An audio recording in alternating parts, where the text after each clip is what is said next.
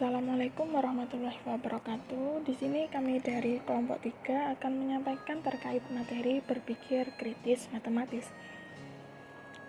Berikut adalah definisi dari berpikir kritis. Menurut Septiana, Febriarini, dan Zanti pada tahun 2019, kemampuan berpikir kritis yakni upaya yang dilakukan oleh seseorang yang bertujuan untuk mendapatkan pengetahuan yang lebih mendalam serta bermakna. Sedangkan menurut Chances pada tahun 1986, berpikir kritis adalah kemampuan untuk menganalisis fakta, mencetuskan dan menata gagasan, mempertahankan pendapat, membuat perbandingan, menarik kesimpulan, mengevaluasi argumen, dan memecahkan masalah. Dari pemaparan di atas dapat disimpulkan bahwa kemampuan berpikir kritis adalah suatu upaya setiap orang yang dilakukan untuk mendapatkan suatu informasi yang lebih banyak serta bermakna. Kriteria berpikir kritis. Seseorang dapat dikatakan mempunyai kemampuan berpikir kritis jika memenuhi kriteria berikut. Yang pertama yaitu memahami hubungan-hubungan logis antar gagasan. Yang kedua, mengidentifikasi, mengkonstruksi, dan mengevaluasi argumen. Yang ketiga yaitu mendeteksi kesalahan umum dalam pemberian alasan. Yang keempat, memecahkan masalah secara sistematis. Yang kelima, mengidentifikasi relevansi dan kepentingan gagasan. Serta yang keenam, merefleksikan kebenaran, keyakinan, dan nilai-nilai diri sendiri. Kemampuan berpikir kritis matematis. Berpikir kritis menjadi penting bagi siswa. Melalui kemampuan berpikir kritis, siswa mampu mengembangkan sikap yang rasional serta mampu memilih alternatif pilihan yang terbaik bagi dirinya. Seperti yang disampaikan oleh Rozak pada tahun 2017, bahwa kemampuan awal matematika siswa menjadi prasyarat yang harus dimiliki siswa agar proses belajar mengajar dapat berjalan sebagaimana mestinya. Berikut adalah masalah rendahnya kemampuan berpikir kritis siswa. Berikut seperti penelitian yang dilakukan oleh Fahri, Iksan, dan Subianto pada tahun 2019, bahwa siswa yang memiliki kemampuan berpikir kritis rendah memiliki beberapa masalah. Di antaranya, yang pertama, dalam menjelaskan informasi yang ada pada masalah secara berbelit-belit dan cenderung kurang tepat. Yang kedua, siswa belum mampu menjelaskan informasi penting apa saja yang diberikan pada soal. Yang ketiga, siswa masih belum mampu memahami letak kesalahan pada solusi yang telah dibuat. Serta yang keempat, siswa yang hanya mengingat dan menggunakan prosedur atau aturan yang ada. Hal ini akan kesulitan untuk memberikan penjelasan terhadap apa yang telah dikerjakan. Selanjutnya saya Ermaud Samsia akan melanjutkan presentasi yaitu pada bagian indikator berpikir matematis. Nah, pada indikator berpikir matematis ini menurut penelitian dari Farib, Iksan, dan Subianto pada tahun 2019 yaitu ada 4 perkara. Yang pertama, indikatornya specializing atau menghususkan, jadi siswa mengidentifikasi masalahnya terlebih dahulu.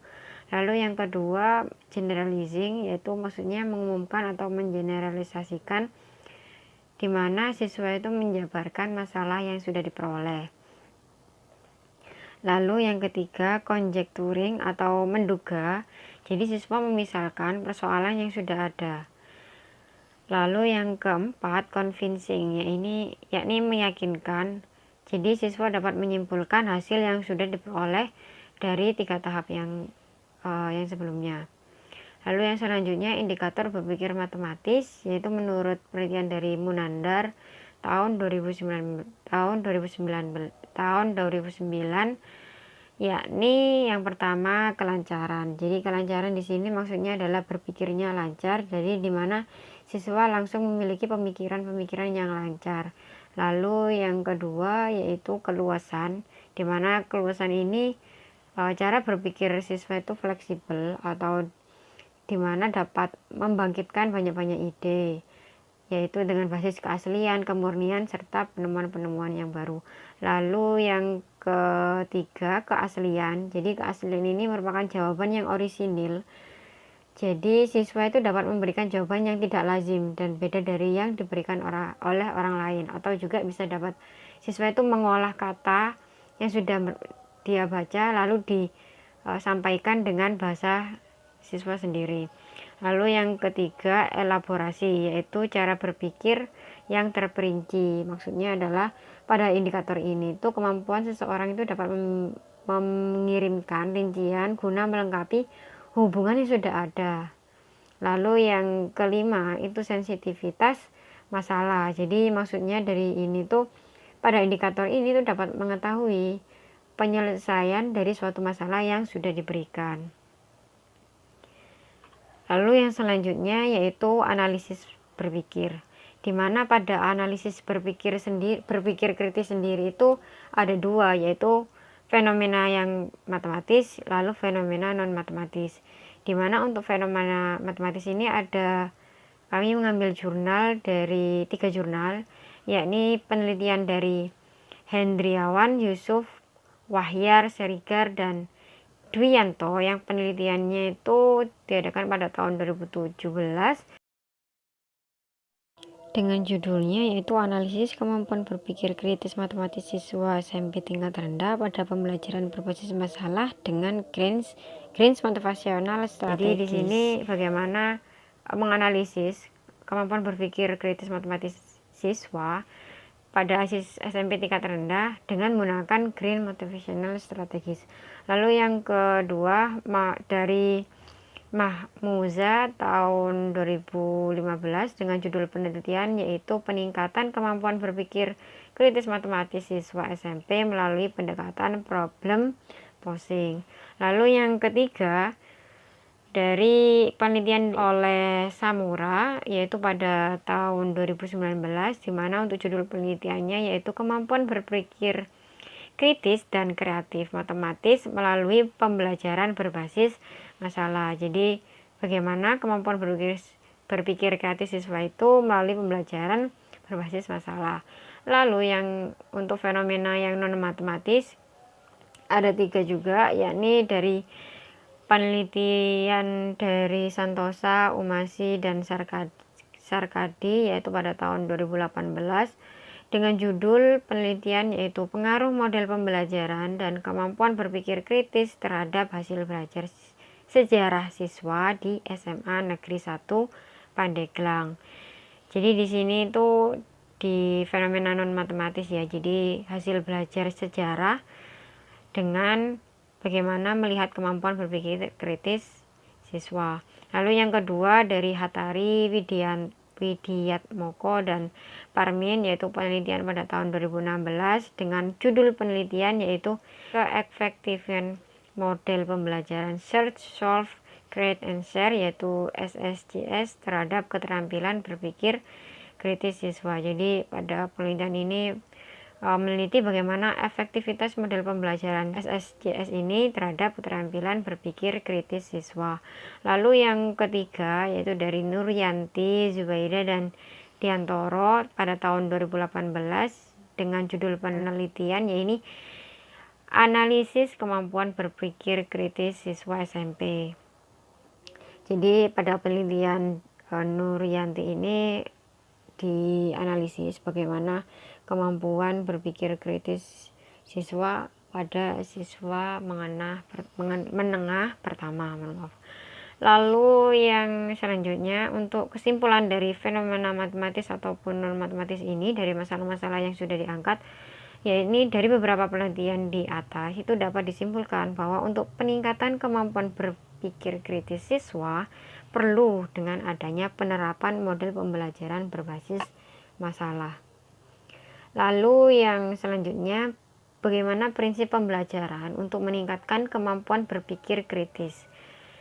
Seperti yang sudah disampaikan oleh Ibrahim atau pemaparan oleh Ibrahim dalam Trianto yaitu pada penelitian tahun 2007, di mana pembelajaran berbasis masalah itu dikembangkan untuk membantu peserta didik dalam menguraikan kemampuan berpikir, pemecahan suatu masalah, dan keterampilan intelektual yang dimilikinya. Serta pembelajaran berbasis masalah itu merupakan suatu model pembelajaran yang mengusung permasalahan kontekstual untuk menjadi acuan peserta didik, yaitu dalam belajar tentang cara berpikir kritis dan keterampilan dalam memecahkan suatu permasalahan yang sudah diberikan tentu saja, serta untuk mendapatkan pengetahuan atau konsep yang kompleks dari suatu materi yang sudah dijelaskan oleh guru.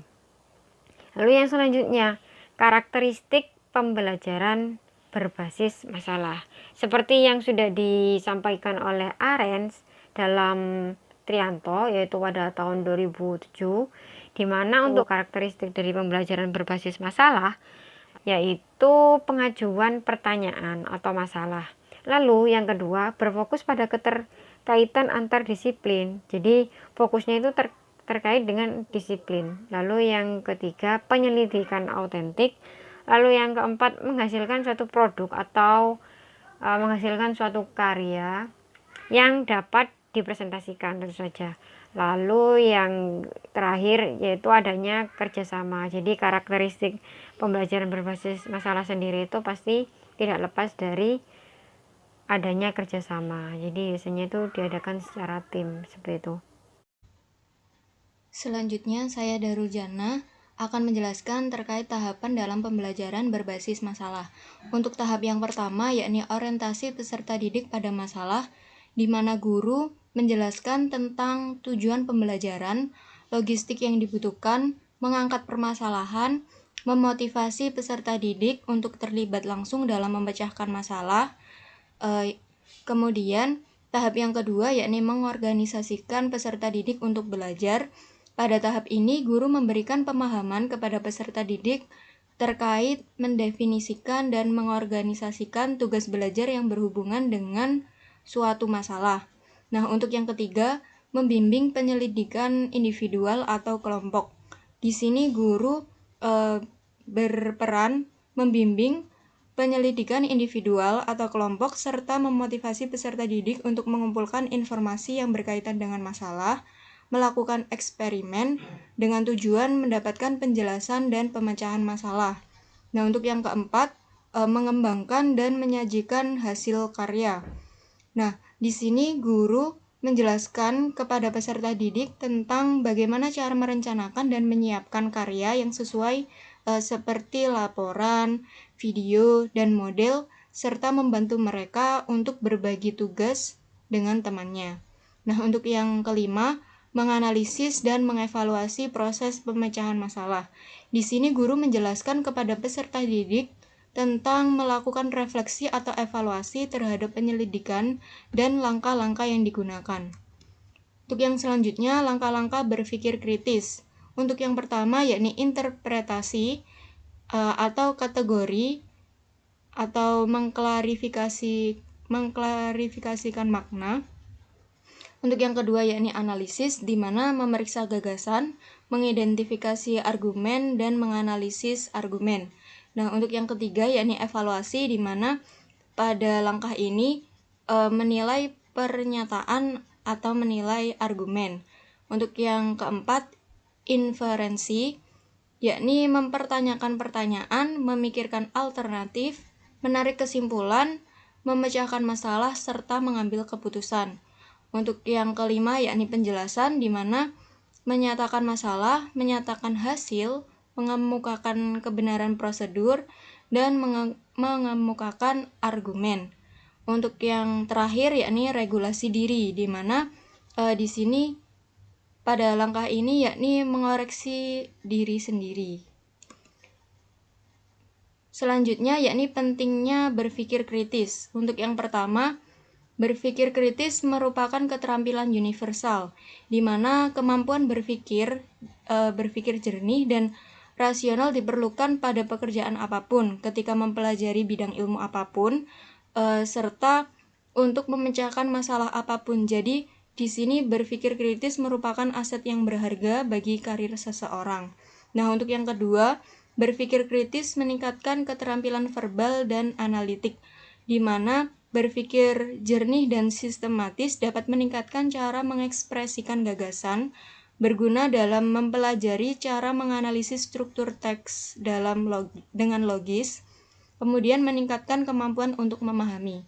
Dan untuk yang ketiga, berpikir kritis meningkatkan kreativitas. Nah, untuk menghasilkan solusi yang kreatif terhadap suatu masalah, tidak hanya perlu gagasan baru, tetapi gagasan baru itu harus berguna dan relevan dengan tugas yang harus diselesaikan. Berpikir kritis berguna untuk mengevaluasi ide baru, memilih yang terbaik, dan memodifikasi bila perlu.